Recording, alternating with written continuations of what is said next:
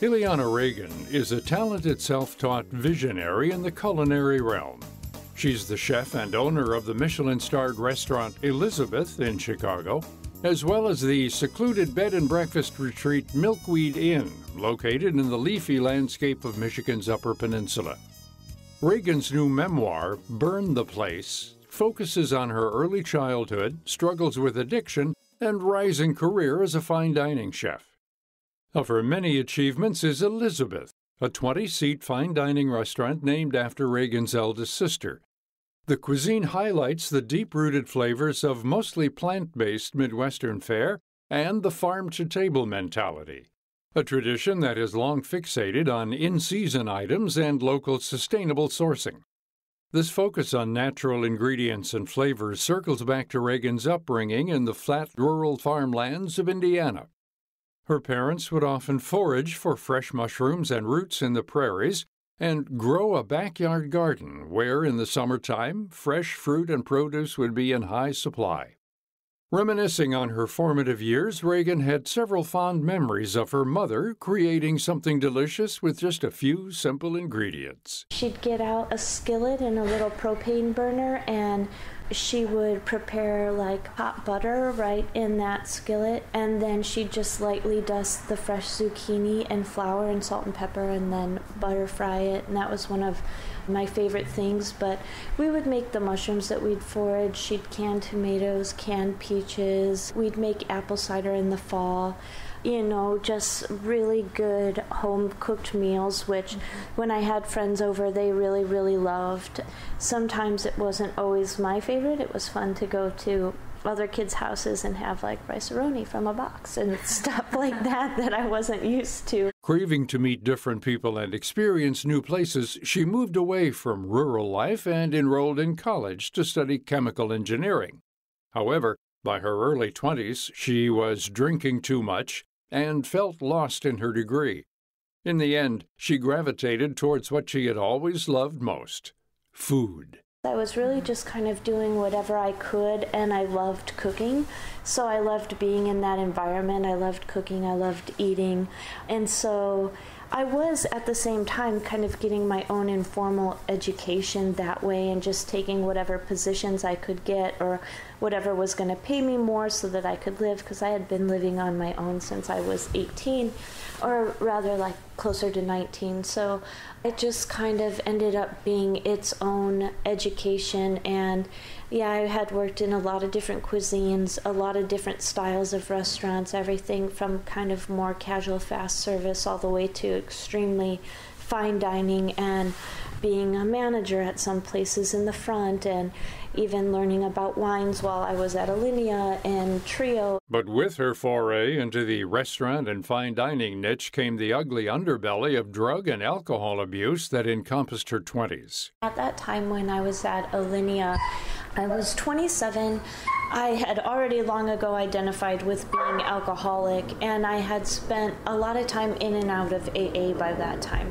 So when I was drinking, I had no question about, I guess, ferociousness of it. Like, I knew where it would lead me, and I knew I was an alcoholic from the very start. So it wasn't hard for me to get to some low points, whether it was from doing a lot of drugs or ending up in jail, where I was like, okay, something's definitely wrong. And occasionally visiting AA over the years in attempts to get sober.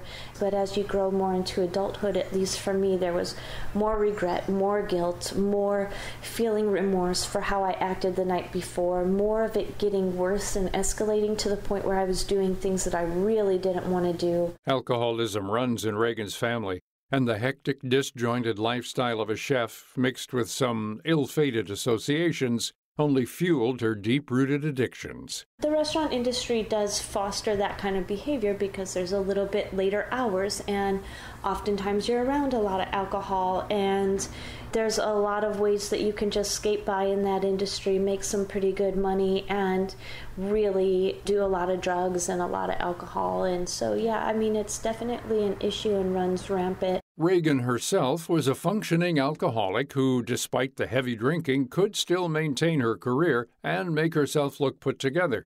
Regan says that under the surface, however, she was anything but. From the outside, I was actually getting a promotion at the job I was at. So from the outside, everything was looking fine.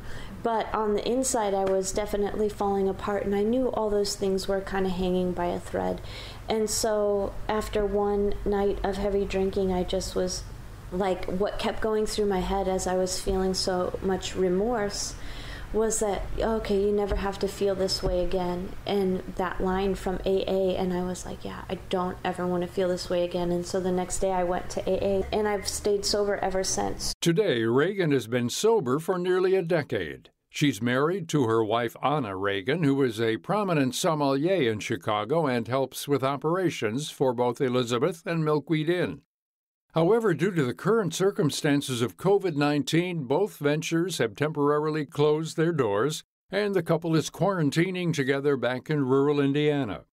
The restaurant industry, especially in these times, can be enormously stressful for both workers and owners who have to make difficult decisions every day. The economy ebbs and flows, and there's a lot of competition, and so, there might be nights where we might only have 10 reservations, but our restaurant depends on having every seat full and people buying wine, and so I can pay the staff and make sure I pay the bills, because it's not about just getting good reviews, and you can't rest on your laurels in that kind of way, like, oh, we got a great review by the Chicago Tribune, we're good now. Like, no, we have to keep innovating, we have to keep changing, we have to keep pushing, we have to keep doing different things with our guests. This demanding cycle does lead to burnout for many chefs and restaurateurs, so sometimes pausing for a period of introspection can be much needed.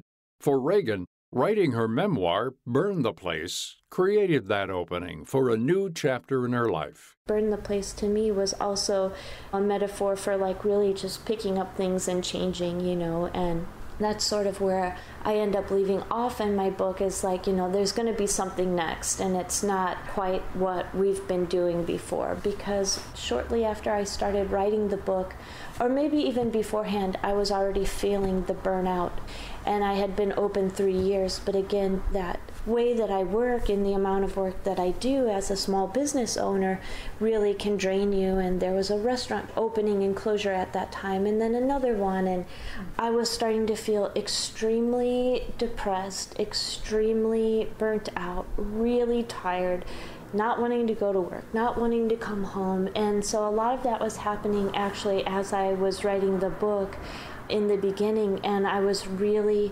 started to think what can I do next? Really, I have to change what I'm doing because I want to be happy. And there's nothing that is, aside from creating the food and stuff like that, there's really nothing that's extremely fulfilling, and I want balance in my life, and we want to have a family. As Regan looks ahead, she says it's more about balance, health, and hopefully one day growing a family with Iliana. For me, I want to have a happy relationship and home. I want to try to have a family in whatever capacity, whether it's me trying myself or us adopting or whatever the case may be.